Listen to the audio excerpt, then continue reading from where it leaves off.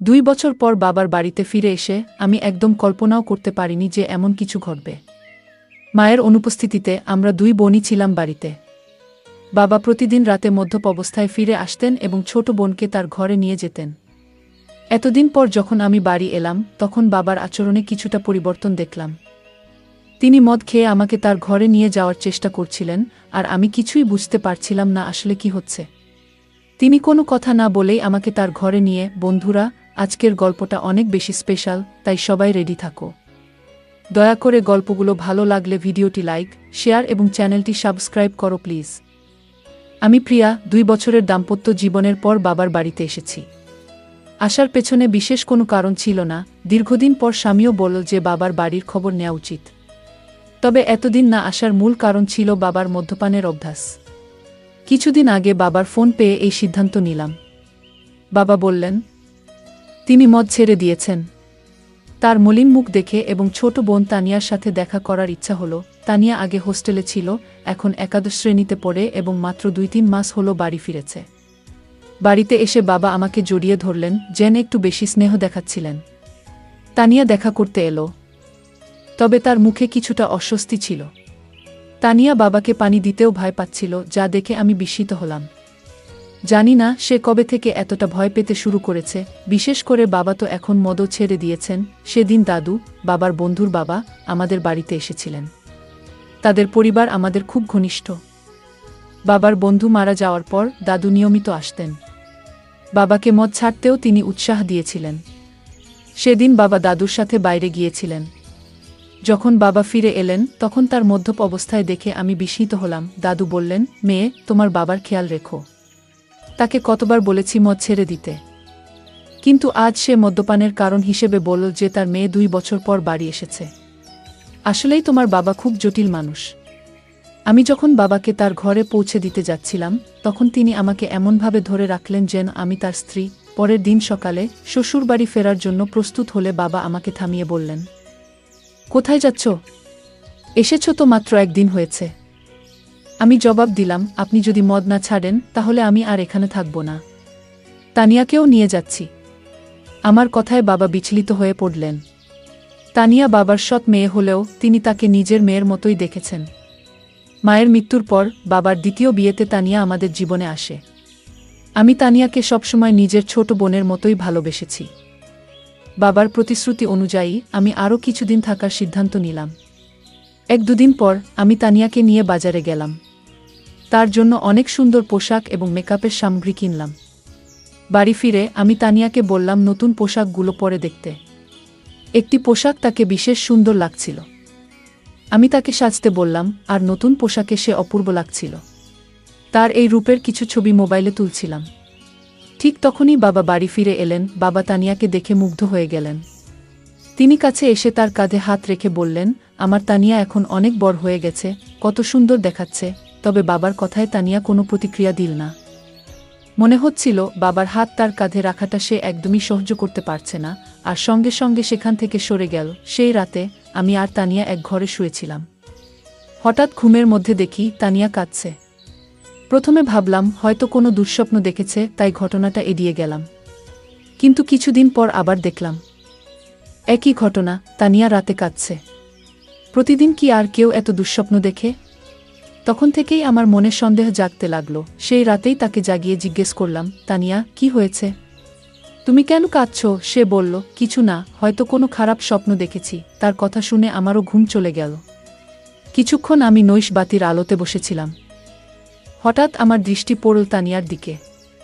সে ঘুমের মধ্যে পাশ ফিরে শুয়েছিল। আমি খেয়াল করলাম তার শরীরের কিছু অস্বাভাবিক পরিবর্তন। আমার মনে হলো বিয়ের 2 বছর পেরিয়ে গেলেও আমার শারীরিক অবস্থায় তেমন কোনো পরিবর্তন আসেনি। কিন্তু তানিয়ার ক্ষেত্রে ব্যাপারটা সম্পূর্ণ আলাদা ছিল। তার শারীরিক পরিবর্তনগুলো স্পষ্ট ছিল। বাড়িতে ফিরে আমি লক্ষ্য করলাম তানিয়া সবসময় ঢিলেঢালা পোশাক পরছে এবং নিজেকে আড়াল করে চলেছে। তখন বুঝতে পারলাম এর পেছনে নিশ্চয়ই কোনো কারণ আছে। মাত্র 17 বছরের একটি মেয়ের শরীরে এত পরিবর্তন কিভাবে হলো তা ভেবে আমি অবাক হলাম। কৌতূহলী হয়ে আমি তার কলেজের কয়েকজন বন্ধুর সাথে কথা বলি এবং জানতে চেষ্টা করলাম তানিয়ার কি কোনো বিশেষ বন্ধু আছে। সবাই এক কথায় জানালো যে মোটেও সে ধরনের মেয়ে নয়। সে কখনোই দায়িত্বহীন ছিল না। তবে সমস্যা কোথায় তা আমাকে বুঝতে হবে। সেই রাতে যখন আমি ঘুমাচ্ছিলাম, হঠাৎ দেখি বাবা ঘরে এসে তানিয়াকে নিয়ে বাইরে চলে গেলেন। আমি সবকিছু চোখের আড়াল থেকে দেখছিলাম, কিন্তু কিছু বলতে পারলাম না। অনেকটা সময় পার হয়ে গেল, তানিয়া তখনও ঘরে ফিরছিল না। অবশেষে যখন সে ফিরে এলো, আমি খেয়াল করলাম তার হাঁটা স্বাভাবিক নয়। সে বেশ অস্বস্তি নিয়ে চলাফেরা করছে। পরের দিন দুপুরে যখন তানিয়া বাইরে থেকে বাড়ি ফিরল, তখন আমি সরাসরি তাকে জিজ্ঞাসা করলাম, রাতে তুমি বাবার সাথে কোথায় গিয়েছিলে? সে বলল, বাবা ক্ষুধার্ত ছিলেন, তাই তাকে খাওয়াতে গিয়েছিলাম। তানিয়ার এই ব্যাখ্যা আমার ঠিক মনে হলো না। তখন আমি সরাসরি তাকে জিজ্ঞেস করলাম, তানিয়া, তুমি বাবাকে কেমন মনে করো? তিনি কি তোমাকে কোনোভাবে বিরক্ত করেন বা তোমার বয়সের তুলনায় বাসার ভারী কোনো কাজ করতে বলেন? তানিয়া দ্রুত বলল, না না, বাবা তো আমার খুব যত্ন নেন। তারপর সে নিজের ঘরে চলে গেল। আমার বাবা এখনও বেশ তরুণ দেখতে ছিলেন। তার বয়স এখনও 50ও পেরোয়নি। আমি দেখেছি তিনি সকালে নিয়মিত ব্যায়াম করেন এবং তানিয়াকেও সঙ্গে ডেকে নেন, কিন্তু তাদের মধ্যে কি চলছে তা আমি বুঝতে পারছিলাম না। একদিন হঠাৎ আমার ননদ ফোন করলেন। তিনি তানিয়ার জন্য একটি সম্পর্কের প্রস্তাব নিয়ে কথা বললেন। আমি তাকে জানালাম যে তানিয়া মাত্র 17 বছরের মেয়ে।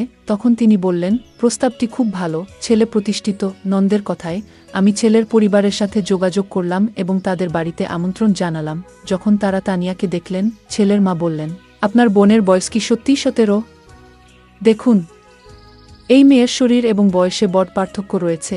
এমনকি ছেলের মা স্পষ্ট জানিয়ে দিলেন, কিন্তু ছেলের মা স্পষ্টভাবে বিয়ের প্রস্তাবটি ফিরিয়ে দিলেন, কারণ তাদের মনে হয়েছে তানিয়ার শারীরিক গঠন তার বয়সের তুলনায় অনেকটাই বেশি। আসলে আমাদের তেমন তাড়া ছিল না তার বিয়ের বিষয়ে। তবে নন্দের অনুরোধে আমি তাদের বাড়িতে ডেকেছিলাম।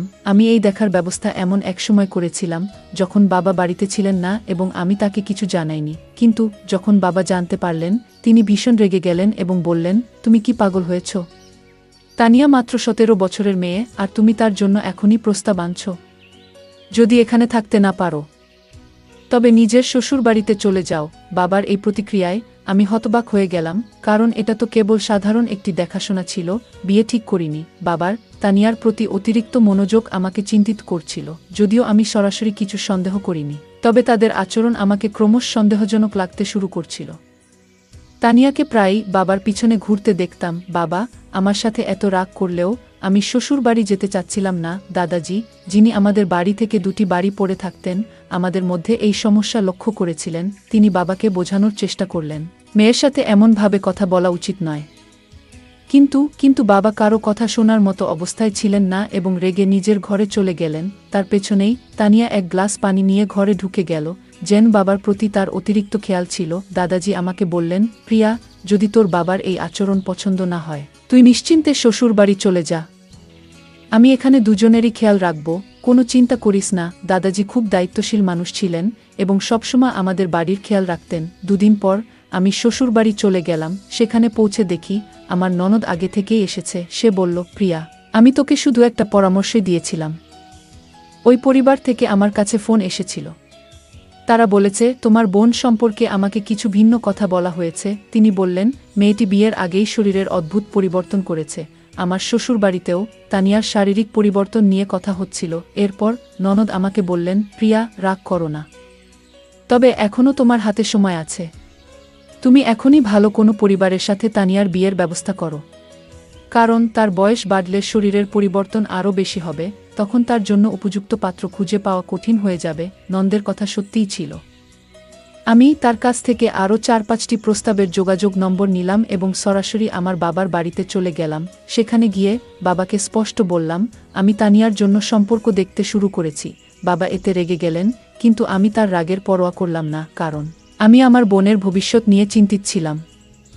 বাবা তর্ক করে বললেন, তানিয়ার বিয়ে হয়ে গেলেও আমি কিভাবে এই বাড়িতে একা থাকব?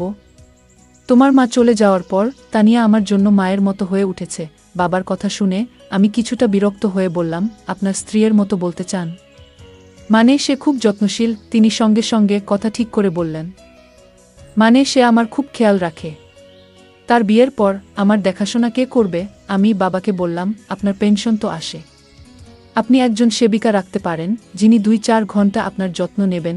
আসলে বাবাকে বোঝানোর প্রয়োজন ছিল না, কারণ তানিয়া সবসময় আমার কথা শুনত। আমার দেখা 4-5টি সম্পর্কের মধ্যে একটি পরিবার তানিয়াকে পছন্দ করেছিল। সেই পরিবার আমাদের শহরেই ছিল এবং ছেলেটি একটি বড় কোম্পানিতে চাকরি করত। তানিয়ার 18 বছর হতে এখনও 8 মাস বাকি ছিল, তবে আমি কাউকে কিছু না জানিয়ে সেই সম্পর্কটি ঠিক করে দিলাম এবং দ্রুত তার বিয়ে দিয়ে দিলাম। তানিয়ার বিয়ে হয়ে যাওয়ায় আমি আবার নিজের মনে শান্তি পেলাম।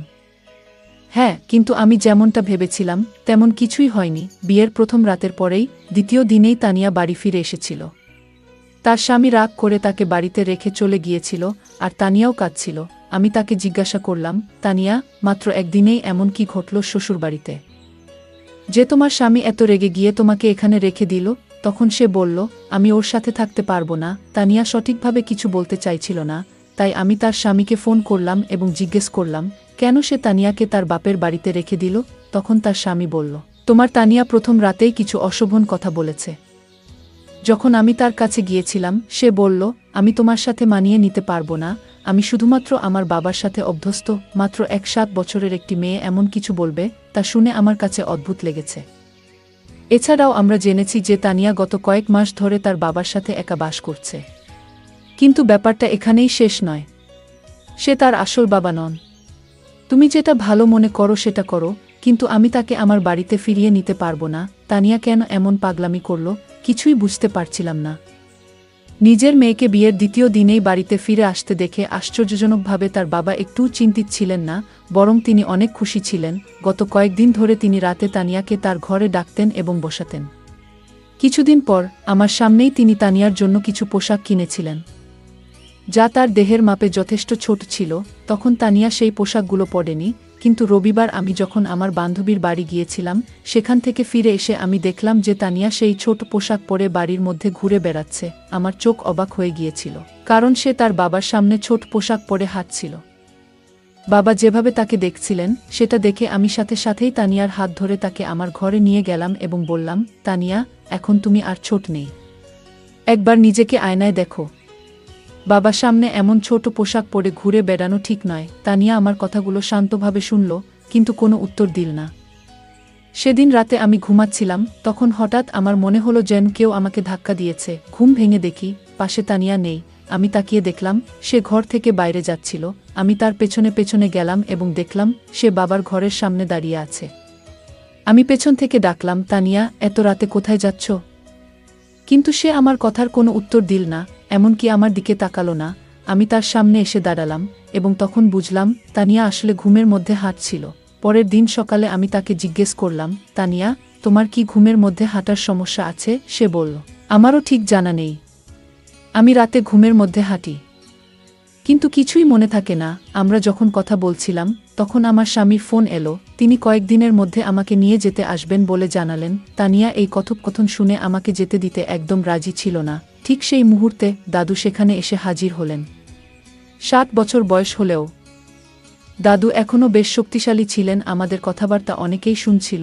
দাদু তানিয়াকে বললেন, তুমি শ্বশুরবাড়িতে থাকতে চাও না, কিন্তু তোমার বড় বোন তোমার মতো নয়, তার অনেক দায়িত্ব আছে।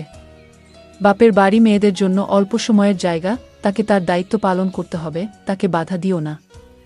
দাদু তানিয়ার কাঁধে হাত রেখে কথা বলছিলেন, কিন্তু হঠাৎ তানিয়া দাদুর হাত ঝেড়ে ফেল এবং বলল, আমাকে অযথা উপদেশ দেবেন না। সে আমার বোন, তার সাথে কি কথা বলতে হবে সেটা আমি নিজেই দেখে নেব। আপনি নিজের বিশ্বাসটা দেখুন। তানিয়ার এমন অদ্ভুত আচরণ আমারও ভালো লাগেনি। কয়েকদিন পর আমার স্বামী আমাকে নিতে আমার বাপের বাড়িতে এলো। তানিয়া তার জামাইয়ের কাছে কিছুদিনের জন্য বাড়িতে থাকার জেদ ধরল। আমার স্বামী ও তানিয়ার জেদ দেখে রাজি হয়ে গেলেন। আমার স্বামী আমাকে বলল, প্রিয়া, তুমি গত কয়েকদিন ধরে বাপের বাড়িতে আছো। এই সময়ে তোমার বোনের সাথে অনেক কিছু ঘটেছে, তুমি একবারও তার সাথে এ বিষয়ে কথা বলেছ? আমি বললাম, এ নিয়ে কথা বলার কি আছে?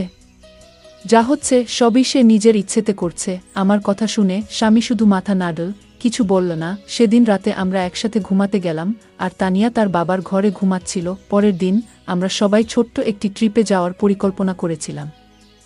সকালে উঠে দেখলাম তানিয়া বাবার ঘর থেকে বের হয়নি। আমি বাবাকে জিজ্ঞেস করলাম, তানিয়া কোথায়? বাবা বলল, বাড়ির মধ্যে কোথাও আছে। তাকে খুঁজতে খুঁজতে আমি ছাদে গেলাম। সেখানে দেখলাম তানিয়া এক কোণে বসে কাঁদছে এবং বারবার তার পেট চেপে ধরছে। আমি বললাম, তানিয়া, তোমার কি পেট ব্যথা করছে? তুমি এখানে একা বসে আছো কেন?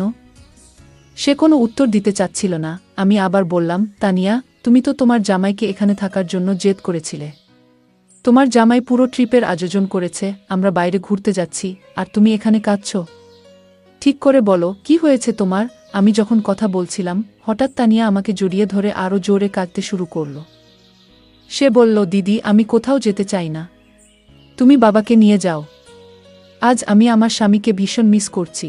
তানিয়া হঠাৎ করে তার স্বামীকে কেন এত মনে পড়ছে সেটা আমি বুঝতে পারছিলাম না। আমি তানিয়ার কথা কিছুতেই বুঝতে পারছিলাম না, তাই তাকে ঘরে নিয়ে এলাম। ঘরে এসে সে নিজের ঘরে ঢুকে চুপচাপ হয়ে গেল।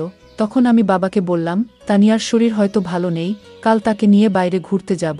বাবা সেদিন ছুটিতে ছিলেন, কিন্তু হঠাৎ মনে পড়ল জরুরি কিছু কাজ বাকি আছে। তিনি বললেন, তোমরা ঘুরতে যাও, আমি কাজে যাচ্ছি। বাবার আচরণ আমার কাছে অদ্ভুত লাগল। তিনি বাড়িতে থাকার কথা বলেছিলেন, অথচ এখন কাজের অজুহাত দিচ্ছেন। তানিয়া বলল, আমি যতই অসুস্থ থাকি, তোমাদের সাথে বাইরে যাব। আমি জানতাম তার শরীর ভালো নেই, তাই বললাম, আজ তুমি বিশ্রাম করো, কাল আমরা বাইরে যাব। পরে বাবা আর তানিয়া আমাদের সাথে বাইরে গেলেন না, কিন্তু আমি আর আমার স্বামী ঘোরার পরিকল্পনা বাতিল না করেই বেরিয়ে পড়লাম। সন্ধ্যায় তানিয়া স্বামীকে নিয়ে বাড়ি ফিরে দেখি, তানিয়ার ঘর থেকে কিছু অদ্ভুত আওয়াজ আসছে। তার সেই আওয়াজ শুনে আমরা ভীষণ ভয় পেয়ে গেলাম। আমরা দৌড়ে তার ঘরের কাছে গেলাম, কিন্তু ঘরের দরজা ভেতর থেকে বন্ধ ছিল। আমার স্বামী দরজাটা ভেঙে ফেলল। আর ভেতরে যা দেখলাম তা দেখে আমরা যা দেখলাম তাতে আমরা গভীরভাবে বিচলিত হয়ে পড়েছিলাম। আমার 17 বছরের বোন তানিয়া এমন একজন বৃদ্ধের সাথে ছিল, যার আচরণ একেবারেই অনুচিত ও অপ্রত্যাশিত ছিল। সেই দৃশ্য দেখে আমার স্বামী প্রচণ্ড রেগে গিয়ে সরাসরি সেই ব্যক্তির দিকে এগিয়ে যায় এবং তাকে জিজ্ঞাসা করতে শুরু করে। যখন আমরা বাড়ি থেকে বাইরে ছিলাম, তখন শুধু বাবা আর তানিয়া ছিল ঘরে। কিন্তু যেটা ঘটছিল তার কেন্দ্রে ছিল এক প্রবীণ ব্যক্তি, যিনি প্রায় 60 বছরের। আমি বাবার ঘরে গিয়ে দেখি তিনি সম্পূর্ণভাবে অচেতন অবস্থায় পড়ে আছেন। ঠিক সেই মুহূর্তে তানিয়া আমার কাছে ছুটে এসে জড়িয়ে ধরে। আমি তাকে শান্ত করে জিজ্ঞেস করলাম, তানিয়া, আসলে কি ঘটছে? এই ব্যক্তি কি তোমার সাথে এর আগেও এমন কিছু করেছে? তানিয়া চোখ মুছতে মুছতে বলল, হ্যাঁ দিদি, দাদু অনেকবার আমার প্রতি অন্যায় আচরণ করেছে। এমনকি গতকাল রাতেও তার আচরণ খুবই খারাপ ছিল। দাদু বাবাকে কিছু টাকা ঋণ দিয়েছিলেন, কারণ বাবার বাজে অভ্যাসের জন্য আমাদের বাড়িটা প্রায় বিক্রি হওয়ার পথে ছিল। তখন দাদু আমাদের সাহায্য করেছিলেন। বাবা সেই ঋণ শোধ করতে না পারলে হয়তো আইনগত সমস্যায় পড়ে যেতেন। সে সময় আমি ভেবেছিলাম দাদু একজন ভালো মানুষ, কিন্তু পরে বুঝতে পারলাম তার আসল চেহারা অন্যরকম। দাদু প্রায়ই বাড়িতে এসে বাবার সাথে মদ খেতেন, আর বাবা ঘুমিয়ে পড়লে আমাকে অত্যাচার করতেন। গতকালও একইভাবে আমাকে হুমকি দিয়ে বললেন, কাউকে বললে বাবাকে জেলে পাঠাবো। এতদিন এসব সহ্য করেছি, কিন্তু তোমাকে বলতে পারিনি। তুমি আমাকে সবসময় ভুল বুঝেছ, কখনো পাশে দাঁড়াওনি। বাবাকেও কিছু বলতে পারিনি, কারণ তিনি বারবার মদের মধ্যে ডুবে যেতেন। বাবাও সবসময় আমার সাথে রাগ করতেন, আর আমি কিছুই করতে পারতাম না। বিয়ের পরও সেই বৃদ্ধ লোকটার কথা মনে পড়ত, যা আমাকে কষ্ট দিত। এজন্য রাতে ঘুমের মধ্যে অজান্তেই কিছু বলতাম, কখনো বাবার নামও বেরিয়ে আসত। আমার স্বামীও আমাকে বুঝতে পারেননি। বিয়ের দুদিন পরেই আমাকে বাপের বাড়ি রেখে চলে যান। তানিয়ার কথা শুনে আমার চোখে জল এলো। তার স্বামী ও দুলাভাইও কাঁদছিলেন। আমি তাকে না বুঝেই সবসময় রাগ দেখিয়েছি, বড় বোন হিসেবে আমার দায়িত্ব পালন করিনি। আমি তানিয়ার কাছে ক্ষমা চাইলাম। বাবা যখন সব জানলেন, তখন নিজেকে দোষী ভাবতে লাগলেন। মদের নেশায় তিনি আমাদের পরিবারকে বিপদে ফেলেছিলেন। আমি তানিয়াকে কিছুদিন নিজের কাছে রাখলাম। তার মানসিক অবস্থার উন্নতি হল। 8 বছর বয়সে তার স্বামী আবার তাকে বাড়ি নিয়ে গেল। অতীত মেনে নিলেও তানিয়ার সহ্য করা কষ্টের পূরণ আমাদের কারো পক্ষে সম্ভব ছিল না। আমরা সেই বৃদ্ধ লোকটাকে পুলিশের হাতে তুলে দিলাম এবং সে শাস্তি পেল, যা তার প্রাপ্ত ছিল। বন্ধুরা, বাচ্চাদের যত্ন ও ভালোবাসা গুরুত্বপূর্ণ। পরিবারের সবাই মিলে নিয়মিত কথা বলা ও নজর রাখা উচিত, যাতে তারা সুখী থাকে এবং কোনো চাপের মধ্যে না থাকে। গল্পটা কেমন লাগলো জানাতে ভুলবে না। আরও মজার রোমান্টিক গল্প শুনতে চাইলে ভিডিওটি লাইক, শেয়ার এবং চ্যানেলটি সাবস্ক্রাইব করতে এবং বেল আইকনটি ক্লিক করতে ভুলবে না। ধন্যবাদ।